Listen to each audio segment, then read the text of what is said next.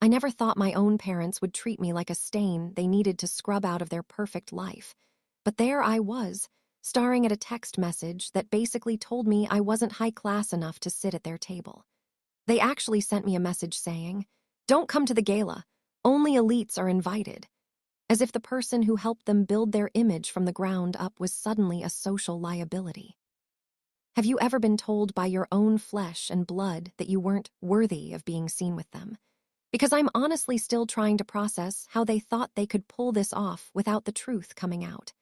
I need you guys to tell me if I was the villain here for what I did next, or if you would have burned that bridge just as fast as I did. To understand how we got to that text, you have to understand the dynamic of the Sterling family. My parents, Richard and Alina, weren't always wealthy. When I was a kid, we were comfortable, sure, but we were private jet and charity gala wealthy. My dad was a hardworking architect and my mom handled the books. I was the eldest son, and from the moment I could understand a blueprint, I was right there next to my father. I spent my 20s working 18-hour days, helping him pivot from residential homes to massive commercial luxury developments. I was the one who suggested the branding shift that made Sterling and Son a household name in the elite circles of our city. I poured my life, my savings, and my creative energy into that firm. But as the money started pouring in, my parents started changing. They didn't just want to be successful, they wanted to be royalty. They started obsessing over their brand. They joined the most exclusive country clubs, traded their old friends for people with titles and old money, and began to see everything through the lens of optics. The problem was that I didn't fit the new Sterling aesthetic. I'm a guy who likes his boots dusty and his hands dirty.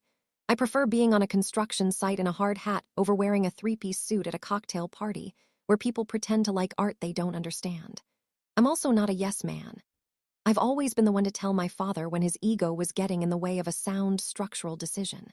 My younger sister, Cassandra, on the other hand, played the game perfectly.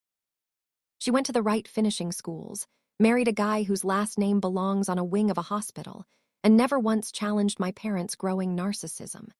Slowly but surely, I started being phased out of the family photos on social media.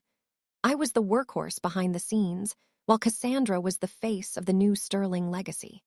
It hurt, but I figured as long as the business was thriving and we were family, the rest was just noise. Then came the Diamond Anniversary Gala. This wasn't just a party. It was a rebranding event for the firm. They were celebrating 40 years of marriage and the launch of their biggest project yet, a multi-billion-dollar waterfront development that I had personally designed over the last 3 years. I had spent months coordinating with contractors, city planners, and investors. I assumed I would be there, standing on that stage with them. I had already bought a suit, and my wife, Sarah, was so excited. She knew how hard I'd worked and how much this project meant to me. But 3 days before the event, the invitations went out to everyone, except me. I thought it was a mistake. I called my mom, thinking there was a glitch in the mailing list, and she didn't pick up. I called my dad, and he sent it to voicemail. Then, about an hour later, I got the text that changed everything. It said, "Mark, we've decided it's best if you and Sarah sit this one out. The guest list is strictly for our high-profile investors and the city's social elite. We need to maintain a certain image for the firm's future, and your presence might be a bit distracting given your recent disagreements with our direction. Don't come, only elites are invited. We'll celebrate privately with you another time." I sat in my office for an hour just staring at those words. Only elites are invited. I looked around at the blueprints on my desk, the awards for design that had my name on them, and the sheer amount of sweat equity I had put into making them elite. They were ashamed of me. They were ashamed of the person who actually did the work because I didn't have a curated Instagram feed or a desire to kiss the rings of the local politicians.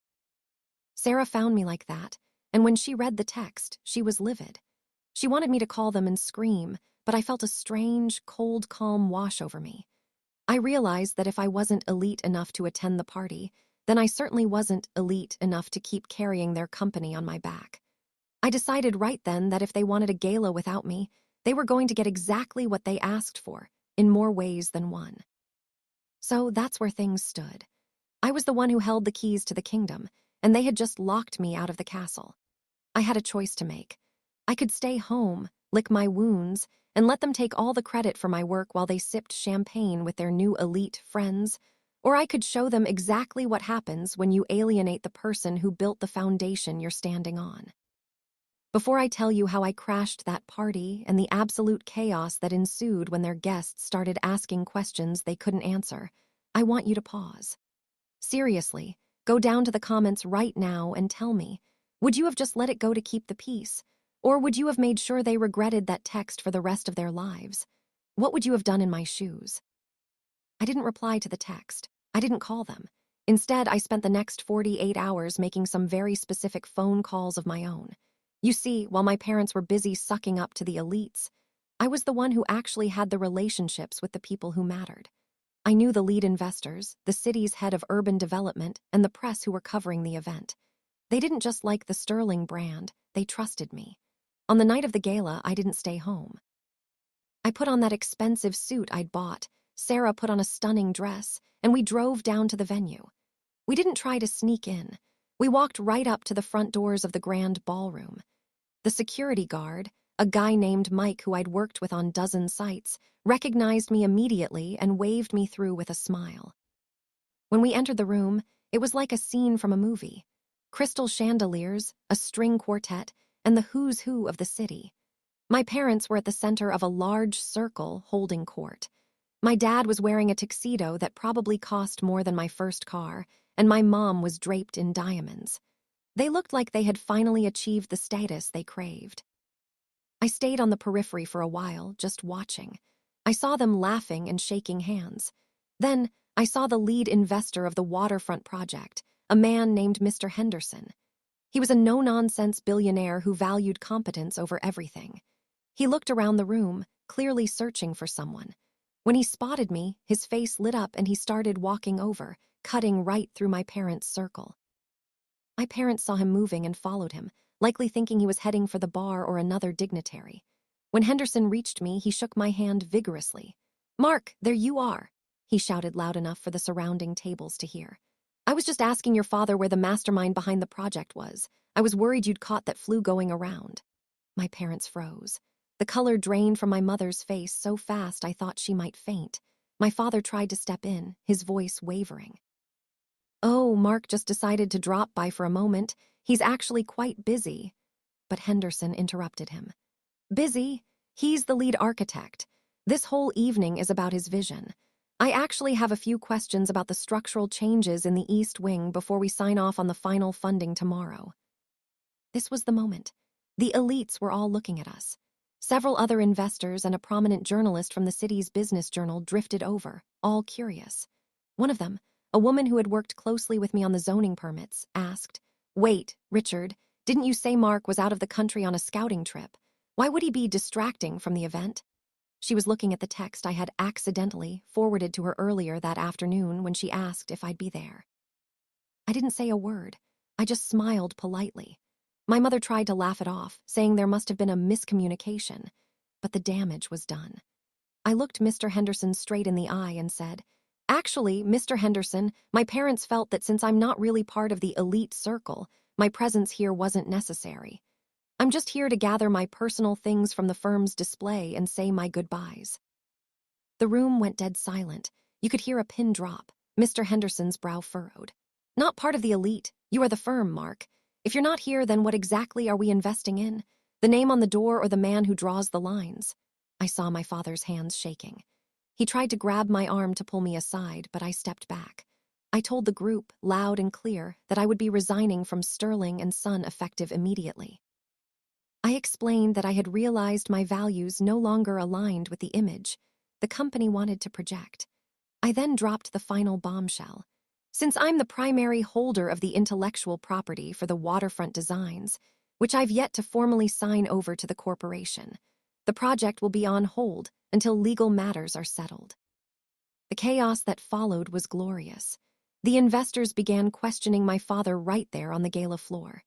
The elites they wanted to impress so badly were now looking at them with a mix of pity and suspicion. Nobody likes a social climber who kicks their own son to the curb, especially not the people who actually have the power. Sarah and I walked out of that ballroom with our heads held high. By the time we got to the car, My phone was blowing up with frantic texts and calls from my parents, but I blocked them both. In the weeks that followed, the waterfront project stalled. Without my sign-off and my oversight, the investors grew nervous and pulled a significant portion of the funding. My parents' elite reputation was trashed. They were seen as frauds who tried to hide the engine of their own success. They eventually had to sell a large portion of the firm just to stay afloat, and the social standing they sacrificed me for vanished overnight. They're still wealthy, but they're outcasts in the circles that actually matter. I started my own firm, and most of my old clients followed me. I realized that being elite is a joke, being respected is what matters. Looking back, I don't regret a single thing. They chose a facade over their family, and they learned the hard way that a house built on vanity has no foundation. It's a bitter pill for them to swallow, knowing that the son they deemed not good enough was the only thing keeping them relevant. If there's one thing I've learned from this whole mess, it's that you should never let anyone, not even your parents, make you feel inferior for being the one who does the work. Like this video if you were on my side and think my parents got exactly what they deserved. Make sure you hit that subscribe button for more stories about people standing up for themselves against toxic family and entitled elites. I'd love to hear your final thoughts on this whole mess. Did I go too far by sabotaging the project, or was it the only way to make them listen? Share your thoughts in the comments section below. I'll see you all in the next story.